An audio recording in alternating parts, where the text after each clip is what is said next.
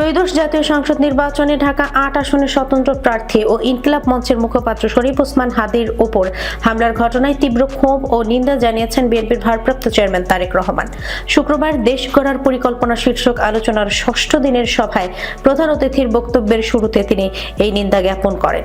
তারেক রহমান বলেন, ইনকিলাব মঞ্চের মুখপাত্র শরীফ ওসমান হাদীকে ঢাকা পল্টনে দুষ্কৃতিকারীর গুলিতে গুরুতর আহত করা হয়েছে। আমি এই নৃশংস ঘটনার তীব্র ক্ষোভ ও নিন্দা জানাচ্ছি।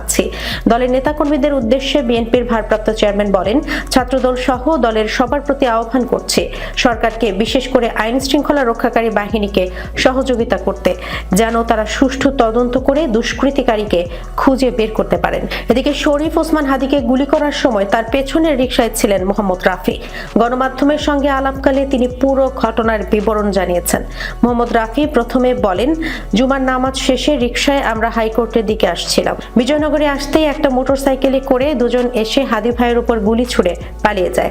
আমি ভাইয়ের পেছনের রিকশায় ছিলাম। সর্বশেষ তথ্যানুযায়ী গুলিবিদ্ধ শরীফ ওসমান হাদীকে লাইফ সাপোর্ট দেওয়া হয়েছে।